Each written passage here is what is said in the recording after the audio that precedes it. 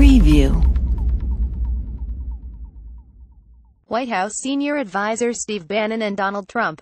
Saul Loeb FPGT Images. Donald Trump has done more than any political figure in the United States to propagate the beliefs and court the support of the white supremacist alt-right movement, whose adherents held a rally in Charlottesville, Virginia, on Saturday, where a white supremacist named James Fields Jr. killed a nonviolent protester named Heather Heyer with his car.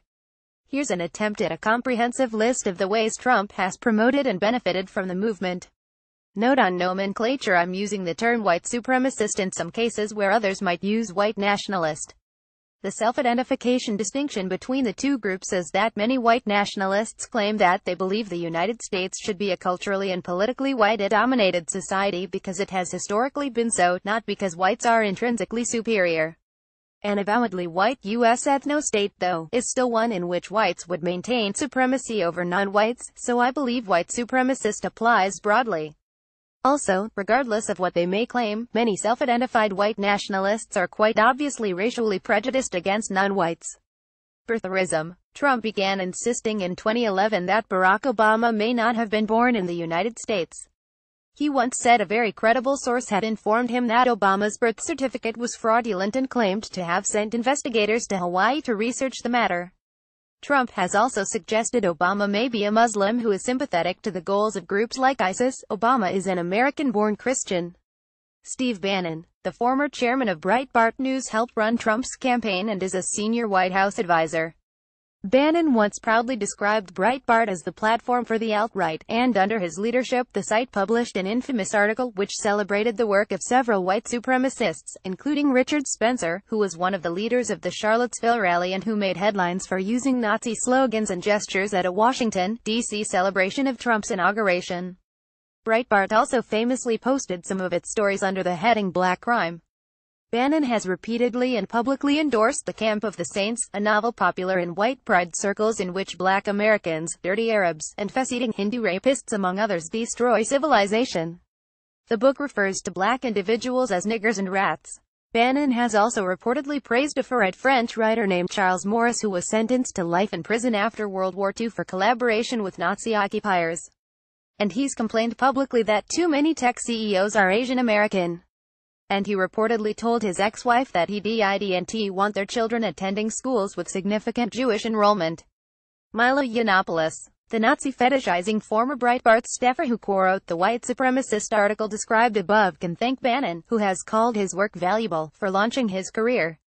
Trump's first national security advisor, Michael Flynn, called Yiannopoulos brave and said he was a phenomenal individual in November 2016.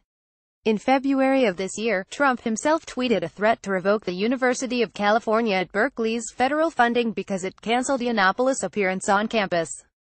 Yiannopoulos subsequently resigned from Breitbart during a furor over approving remarks he made in 2016 about pedophilia, but it appears that his career is still being funded by Robert Mercer, a right-wing billionaire whose daughter Rebecca served on Trump's transition team. Alex Jones. Jones' site, InfoWars, advocates paranoid beliefs of all sorts, including but not limited to alt-right adjacent theories about the Jewish mafia and globalists, such as the Rothschilds, who manipulate world events to enrich themselves.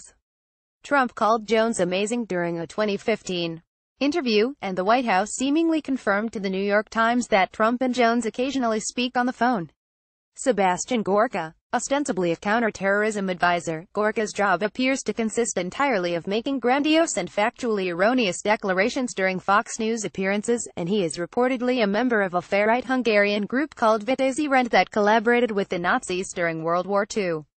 He denies it. Julie Kirchner. Previously the executive director of the Federation for American Immigration Reform, Kirchner was appointed to work at the Federal Office of Citizenship and Immigration Services by the Trump administration in May. The Federation for American Immigration Reform's founder and its current president are both interested in eugenics and crank race science. Both have complained that immigration undermines whites' dominance.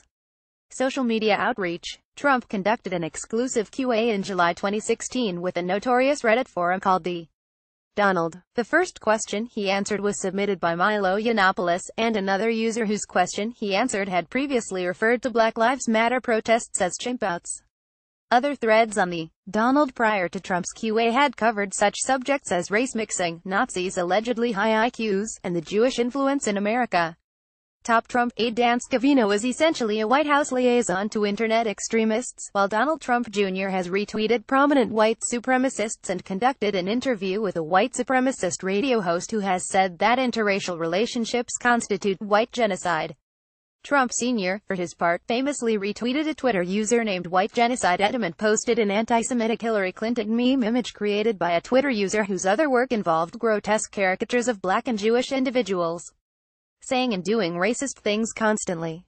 During the 2016 campaign, Trump attacked the federal judge who had prosecuted drug traffickers in a previous job by calling him Mexican. He was born in Indiana and suggesting that he was sympathetic to Mexican cartels, asserted that Mexican immigrants are disproportionately likely to commit rapes, defended the internment of Japanese Americans during World War II, retweeted a hoax graphic which wildly overstated the rates at which black Americans commit crimes against whites, claimed incorrectly that Oakland is one of the most dangerous cities in the world, suggested that bereaved military father Khizr Khan supports Islamic terrorism, reiterated his belief that the Central Park Five are guilty despite their having been legally exonerated, and approvingly repeated an apocryphal story about an American officer putting down an insurrection in the Philippines by executing Muslims using bullets dipped in pig's blood.